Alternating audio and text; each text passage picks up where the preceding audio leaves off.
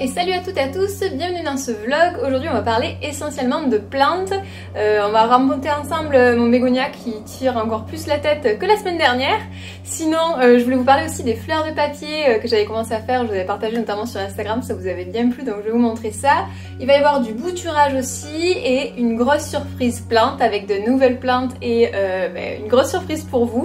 Donc restez connectés jusqu'au bout. On va commencer tout de suite, je vais vous montrer là parce que j'ai tout installé pour pouvoir regarder le bégonia ensemble. Je sais pas si vous vous rappelez, lors de ma dernière vidéo, donc la semaine dernière, il y avait ce bégonia en fait qui, je vous ai expliqué, avait été attaqué par les trips. Et cette tige en fait était encore un peu verte, donc j'avais espoir à ce qu'elle reparte. Et ben en fait pas du tout, enfin, elle repart du bas un tout petit peu, mais elle a noirci complètement. Et en fait elle s'est retrouvée toute molle. Donc je vais pas plus tarder pour le rempotage. J'ai pris un petit peu de terreau. Hop, comme ça je me mets là, vous voyez assez. Et je vais couper tout ce qui est mort. Hein.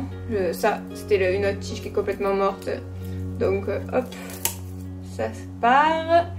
Ensuite, ça me fait un peu de peine, mais bon, bah, c'est comme ça. Hein. Qu'est-ce que je vais faire? Parce qu'en fait, je vais la... Je vous avais expliqué. Hop, comme j'ai ce nouveau bébé bégonia maculata là, je vais les rempoter ensemble. Donc dans ce pot en terre cuite. Je trouve que les pots en terre cuite conviennent très bien au bégonia. C'est quelque chose que je trouve qui match très bien. Donc comment je m'y prends? Alors, je n'ai pas beaucoup de place là. Je vais d'abord dépoter celui-là. Hop, voilà. Il se tient assez, ça va. Il se tient assez quand je le soutiens en fait, sinon... On va essayer de faire du mieux possible. Hop. Tant délicat. Il y a une nouvelle pousse au pied. J'espère qu'elle va bien aller. J'essaie de pas la... On va le pencher, mais comme ça, voilà, de l'autre côté de la bouture. Et ça, bon, on va faire comme on peut, hein. Hop. Voilà. Je vais positionner, du coup, je voulais essayer de positionner la Nuveo un petit peu au milieu. Donc on va le mettre, hop, par là. Sachant qu'il aura besoin d'un tuteur, je vois, parce qu'il commençait déjà à partir. Les bégonias, souvent, je trouve, ils sont mieux avec des tuteurs. Donc, alors, j'essaie de regarder par rapport à l'organisation. Enfin, surtout le... Hop. L'agencement dans le pot des deux, parce que comme celui-ci repart là, hop, on va essayer de les mettre, à ce qu'ils soient bien assez centrés dans mon pot. Et oui, je disais, je trouve que les pots en terre cuite conviennent bien au bégonia. Ils se plaisent bien comme ça. Alors ça, on va pouvoir l'enlever et le remettre après. Hop là. Bon, moi je vais le couper de suite, hein, celui-là. Je me demandais comment faire, en fait je retardais ça mais ça sert à rien. Hop, je garde ça. Ça je trouve que c'est des petits trucs que je garde souvent, précieusement, parce que c'est hyper pratique, vous savez, c'est des petites des petits fils de fer qui sont malléables et qui surtout me permettent derrière à faire tenir les tuteurs. Bon, et lui, comment je le mets? Hop, je vais enlever du terreau. Hop, là, lui il serait au milieu là. On fait attention aux petites racines. J'en mets partout par terre. C'est le jardinage en appartement. D'habitude je fais ça dehors, mais bon. Je me suis dit que ce serait l'occasion de papoter ensemble et puis de vous montrer qu'est-ce qu'il est devenu ce bégonia. Parce que la semaine dernière j'étais peut-être un petit peu trop optimiste. Donc voilà, là on n'est pas trop mal. Je place le tuteur avant entre les deux. Hop. Et bien j'ai dit que je gardais le petit truc en fer, voilà, je le retrouvais plus. Et je vais de suite le mettre sur ce grand qui commence à pencher. Je vais le mettre là, alors ça sert à rien de les serrer hyper fort, hein. Ça sert à rien de leur faire mal. Moi je les mets ensemble sans les serrer de trop, juste pour que ça soutienne en fait la branche. Et c'est largement suffisant. Voilà, là ça soutient, donc c'est très bien. Hop, et on va compléter avec du terreau. Oh bah c'est pas trop mal finalement, c'était un peu périlleux au départ, mais l'agencement des deux se fait bien. En fait il m'en restait plus beaucoup de celui-là. Après c'est la même espèce donc ils iront bien ensemble. Et ce que vous voyez pas là, je vais le tourner vers vous, c'est que là et une toute petite pousse, juste ici. Ça je suis contente. Souvent le bégonia quand il se plaît bien, mais lui il me le fait là. Lui c'est le bégonia, je me trompe tout le temps sur son nom, Lucerna, je crois bien, oui c'est ça. Et bien il fait une petite pousse à la base, donc il va certainement me faire une autre tige, et ça c'est chouette. Hop.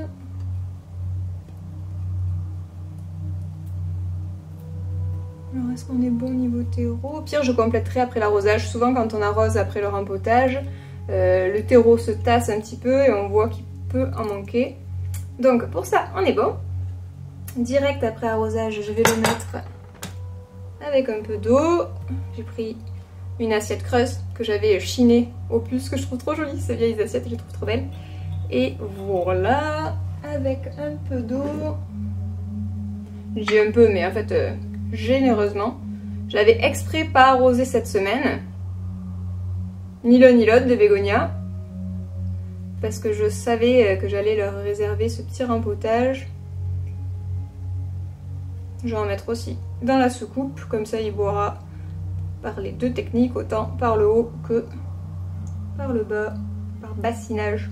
J'aime bien l'arrosage par bassinage, je sais pas si vous faites ça aussi, je trouve que c'est chouette, la plante elle boit ce qu'elle veut.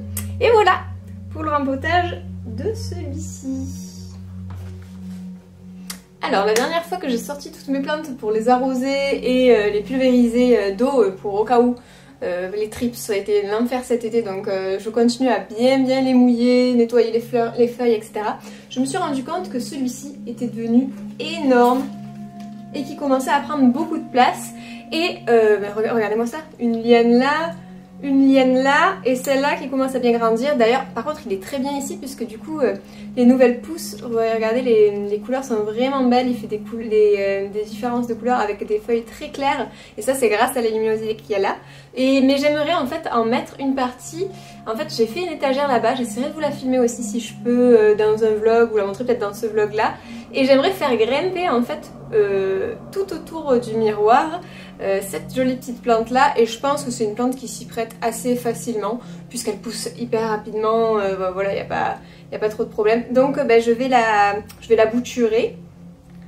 Alors laquelle bon, je pense celle-ci, puisque vous voyez celle-là elle tombe quand même vachement, celle-là elle se tient bien encore, celle-là elle tombe vachement, et puis il y a une feuille que j'ai vue que je pourrais sacrifier, parce qu'en fait quand on bouture, ça va être celle-là.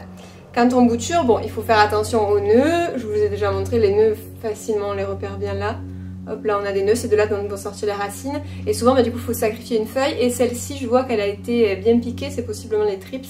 Mais qu'elle est quand même robuste aux trips, celle-ci, contrairement aux bégonias, qui eux souffrent et perdent toutes leurs feuilles. Celle-là reste quand même.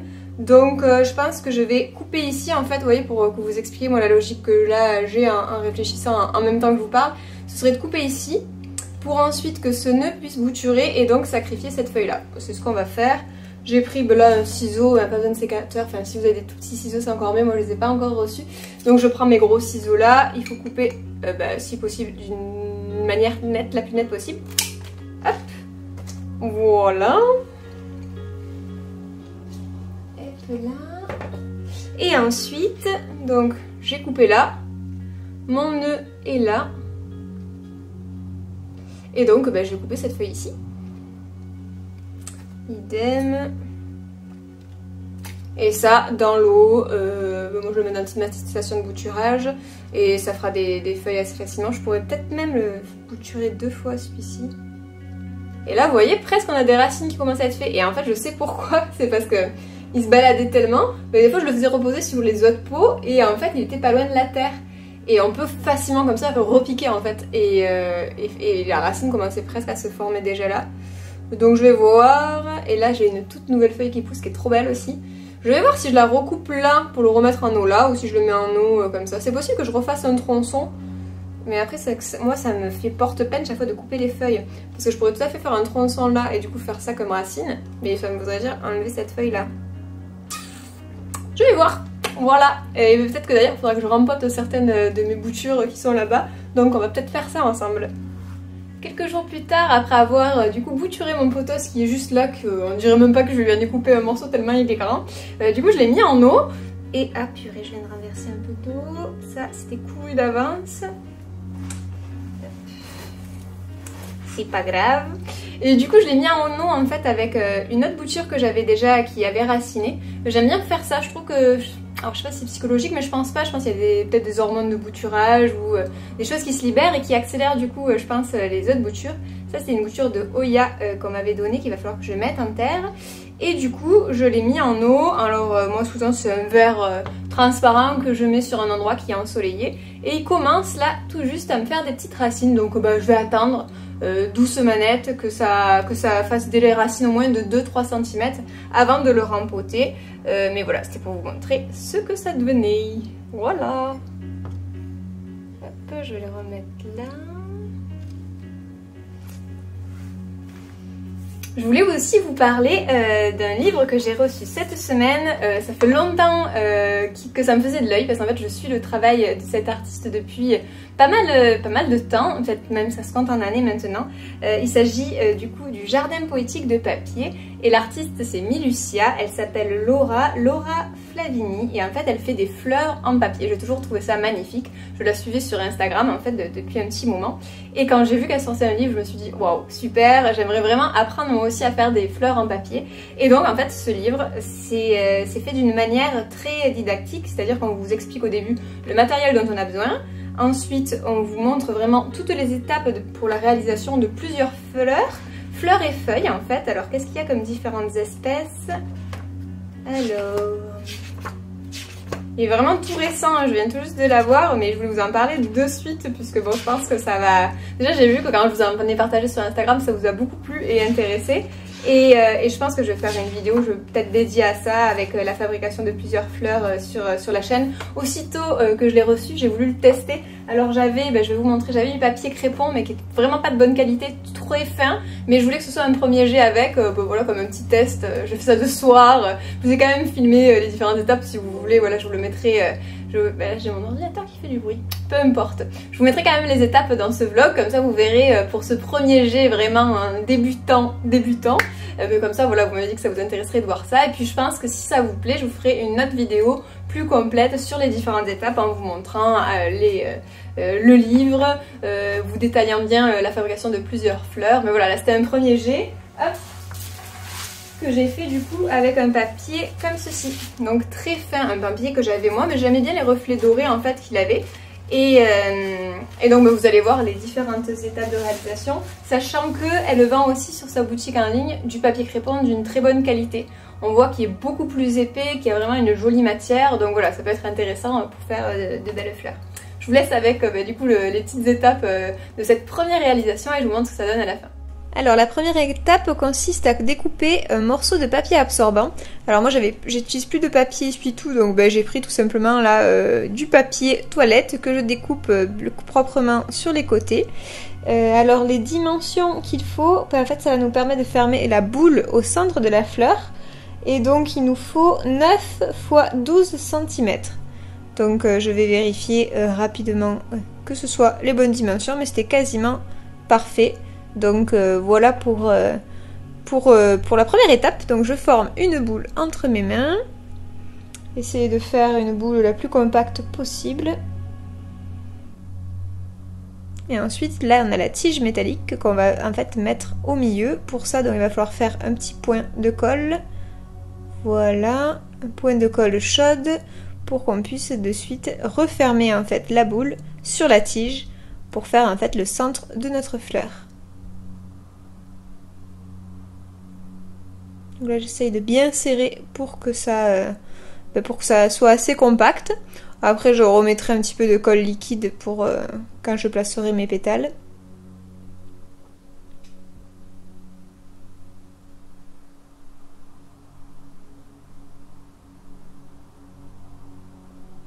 Là j'ai au préalablement donc coupé toutes mes pétales. Vous avez en fait sur le livre les différents patrons des pétales. Il en faut 3 différentes de taille du plus petite au plus grande.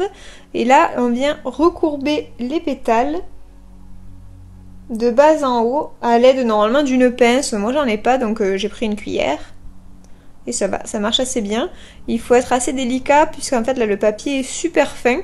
Donc on peut très facilement le casser. Alors après si ça Si vraiment vous déchirez une pétale entière, vous pouvez le refaire. Bon, ben là, il n'y a pas trop de casse, ça va. Je mets en accéléré, puisque je répète en fait le processus sur tous mes pétales. On voit avec les petits cartons blancs là que j'avais fait mes patrons au tout début. Je trouve que c'est le plus simple de faire des petits patrons en une matière cartonnée. Comme ça, après, il suffit ben, voilà, de découper le papier crépon sur cette base de patron. Je l'avais d'ailleurs coupé plusieurs à la fois. Je faisais souvent 2 pétales à la fois. Je fais pareil avec les grandes.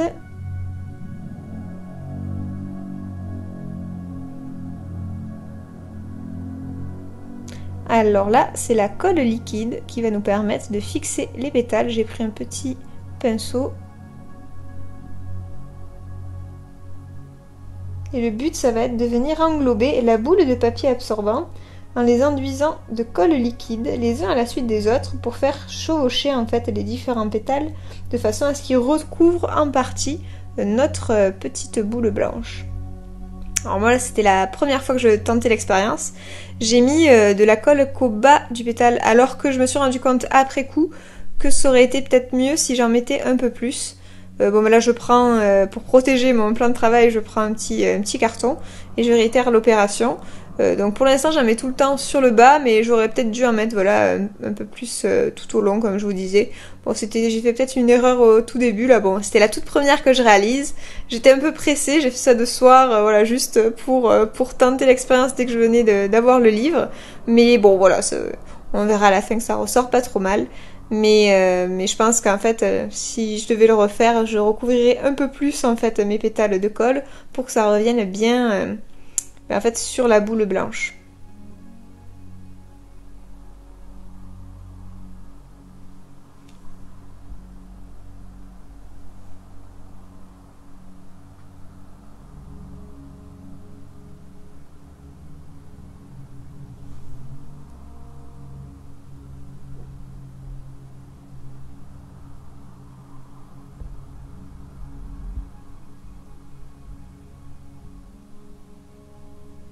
Donc là j'alterne en fait pour les coller. Une fois que j'ai fait tout le tour, j'alterne entre quand j'ai des creux et je vois que là bon ben le milieu n'était pas bien collé, donc je rajoute un peu de colle comme je vous disais pour que mes premiers pétales recouvrent un peu mieux cette base, ce centre de fleurs.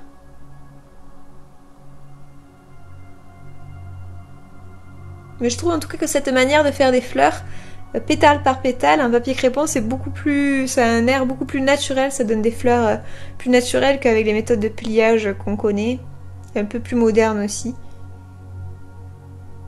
Ouais, on peut tout à fait après la personnaliser, si par exemple on trouvait que c'était pas assez collé, à en remettre au cours de la réalisation de notre fleur.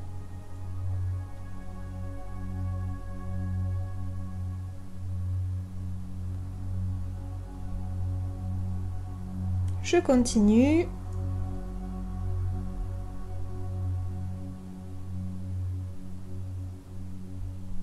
En tout, je vous ai pas dit, mais c'est bien noté sur le livre, on a découpé 9 pétales du premier gabarit, qui est le plus petit, 9 pétales du gabarit un peu plus au-dessus, et enfin 6 pétales plus grandes. Là, je me suis rendu compte que c'était pas parfaitement découpé, donc je reprends un petit peu. Voilà, on peut pinailler avec un petit ciseau de précision au fur et à mesure du montage de la fleur.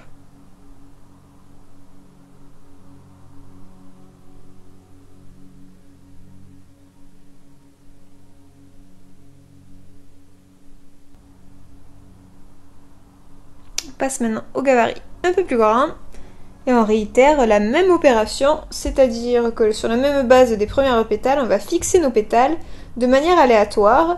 Donc voilà, pour le placement, moi j'alterne un petit peu, enfin voilà, comme faut se laisser guider comme on le sent.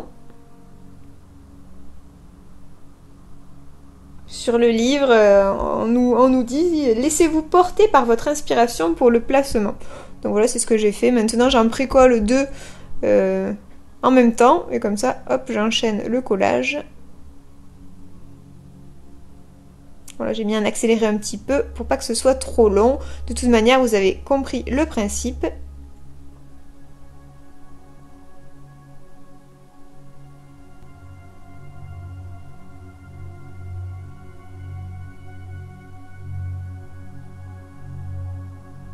Et là, j'en ai fait 3 à la fois au collage. Hop, de plus en plus efficace.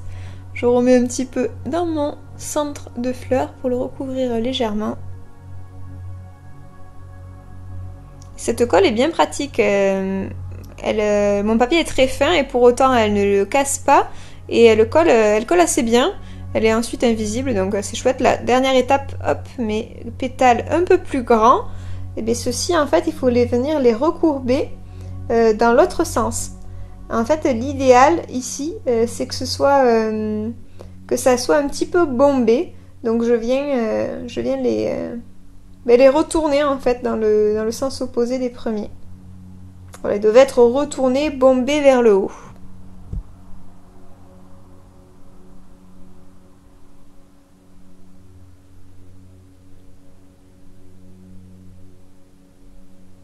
Donc là, comme je vous disais, j'ai suivi en fait les différentes étapes qui sont très bien expliquées sur le livre. La fleur sur laquelle je me suis basée, c'est le camélia, sachant que mon papier n'était pas assez épais pour faire un joli camélia, mais la fleur au final est pas trop mal. Et donc il y a tout de détaillé là aux pages 46-47 du livre. Et donc on voit le résultat final du camélia qui, en fait avec cette technique, le papier utilisé, vous savez, c'est un papier beaucoup plus texturé et du coup il tient beaucoup plus en place, enfin, ça fait un résultat très sympa par rapport au mien là qui, pour un premier essai est pas trop mal, mais qui est quand même très très fin.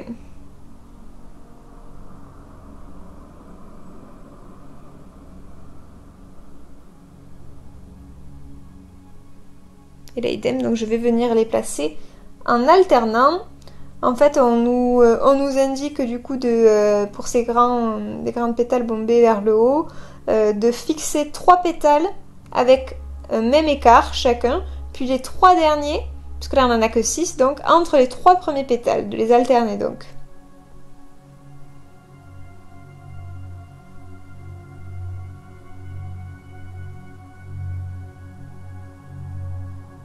Hop, voilà, je le mets entre les deux.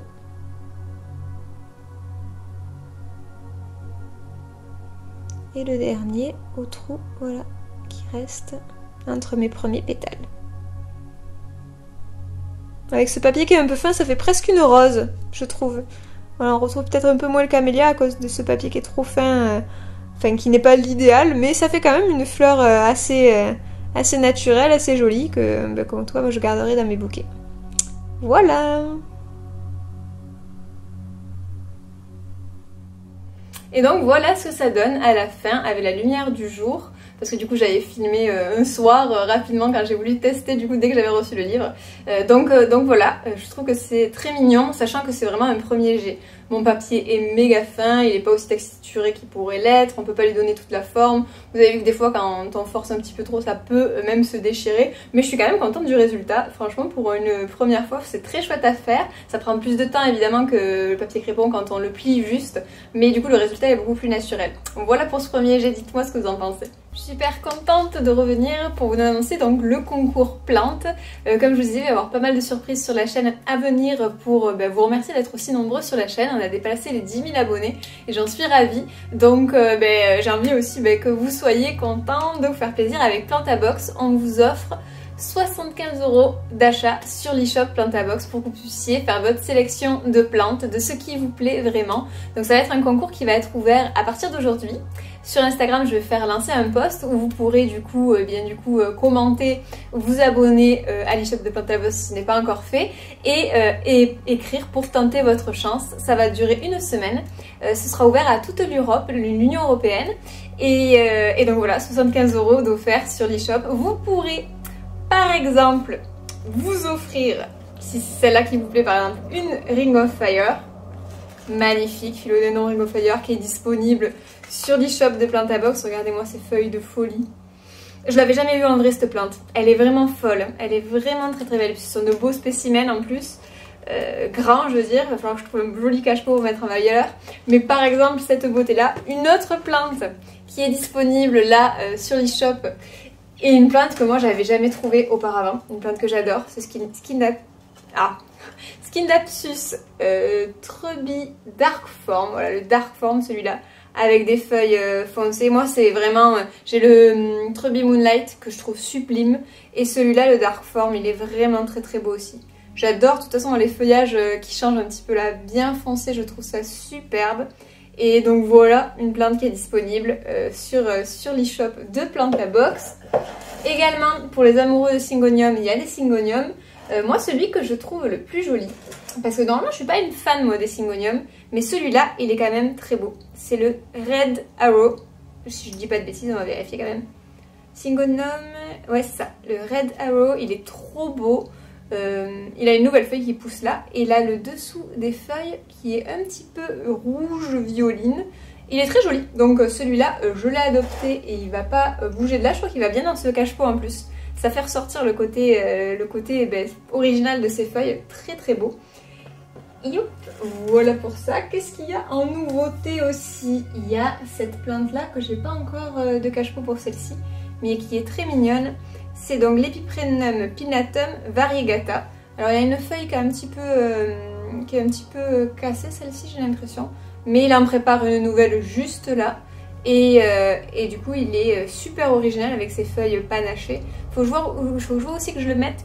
Peut-être là-bas il sera plus à l'abri et bien orienté. Certainement comme c'est un variegata, pour bien qu'il ait des feuilles à variegation, je vais le mettre à un emplacement ensoleillé de préférence. Voilà pour la nouveauté.